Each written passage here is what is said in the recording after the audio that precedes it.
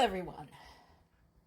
Once upon a time, a US president talking about sanctions after somebody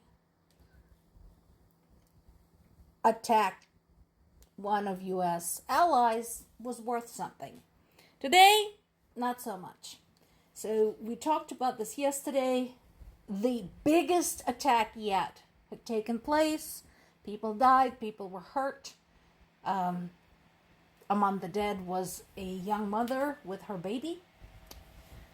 And we're back to, we're going to do sanctions.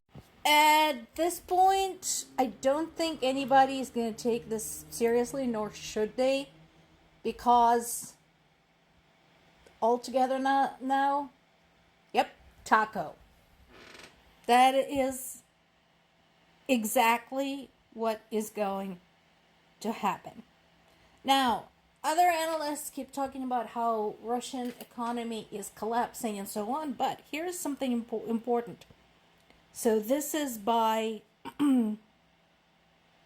U.S. Treasury Secretary Scott Bessent, who said, we're now in a race between how long can Ukraine military hold up versus how long can the Russian economy hold up. And you want to test that. Do you really want to test that? Because let's not forget, Ukrainian military has been holding on for a very long time now. Wouldn't you want to give it some help? You know? Just a wee bit? And wouldn't you want to stop pussyfooting with Russia? Again, just for a change? There's going to be another meeting in Washington between Trump and the European leaders. But again, my question is why? Guys, he's not going to help you. He's not going to do a damn thing. He doesn't care. Right now, all he cares about is distracting people from the Epstein files, especially with the letter released today by the Oversight Committee. Yes, you know the one I'm talking about. Yes, the one with that signature in that place. Yes, on that drawing. So, he's not going to do anything. He's going to give you a bunch of demagoguery and waste your time. Go home and figure out how you're going to protect your region from Russia. And no, I don't understand why experts are baffled. There's nothing to be baffled about. Look at the history of behavior. Now, here's somebody who knows what he's talking about. We're talking about a senior economist at the KSCE Institute, Benjamin Hilgenstock. So he summarized this beautifully. I truly believe that he just says these things without caring whatsoever whether there's any actual concept behind it. Absolutely true. This is 100% true. When it comes to dealing with Russia, there is literally nothing but a lot of hot air when it comes to Trump interacting with Putin. Now, how do you actually approach the problem of Russia? Well, let me give you some examples. Here's one. Poland decided not to wait and is beefing up its army. So Polish army had doubled recently. They went from 100,000 people to over 200,000. And yeah, I realize from the US standpoint, this might be a laughable number. But for Poland, that is actually quite serious.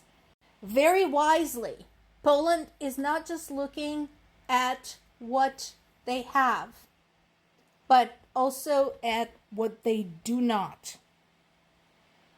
have. And Poland, as I mentioned before, is in a unique position. They do have grudges with Ukraine. Rightfully so. I do wish Ukrainian government would suck it up, grow some balls, and apologize for the Volyn massacre. We owe this to the Polish. The Vatican apologized for being an asshole and an idiot during World War II. There's been apologies issued for the Holocaust. It's time.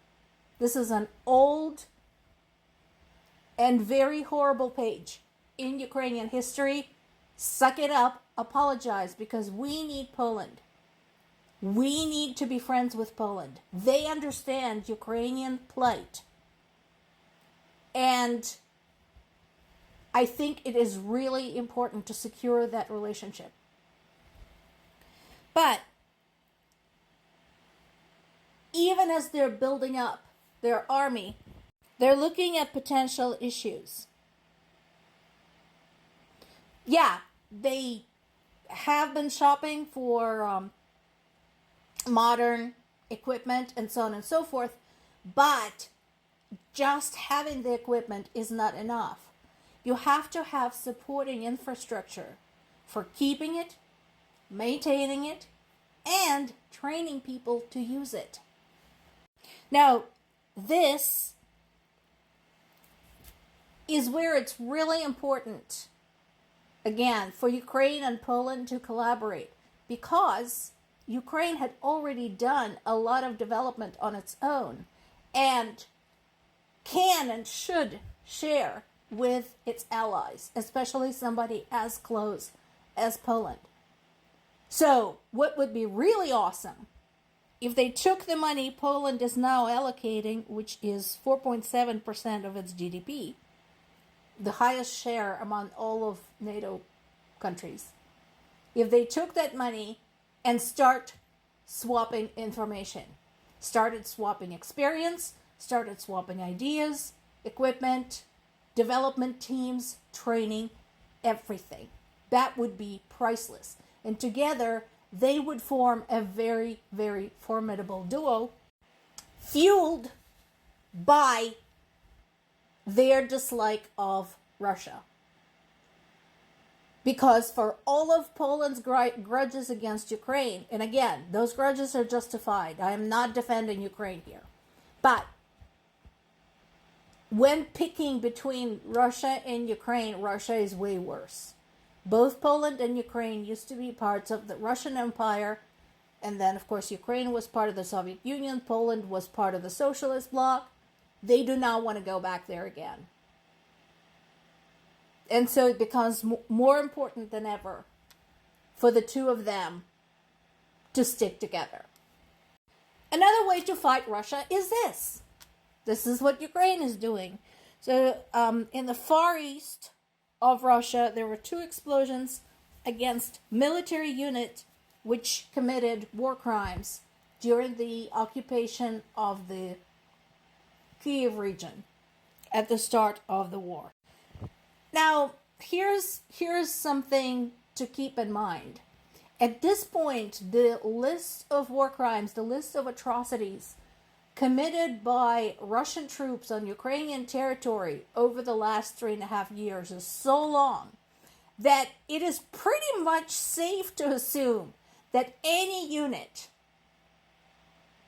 that had been involved in the war in Ukraine had committed war crimes. It's been like that. Just ask the people in the liberated territories. Ask the soldiers who were taken POW. Now, speaking of the Battle of Kiev, at this point, there can be no doubt for Russia or anybody else that nobody in Ukraine wants Russia there. That battle 3 years ago should have been enough of a sign. Because once again, a reminder to everybody, when they first came rolling across the border, they thought they would be in Kiev in just a few days. The soldiers were told to pack their dress uniforms instead of some sensible supplies and extra rations. They expected to have a victory parade in Kiev, and then Ukraine resisted, and it resists still. More to come.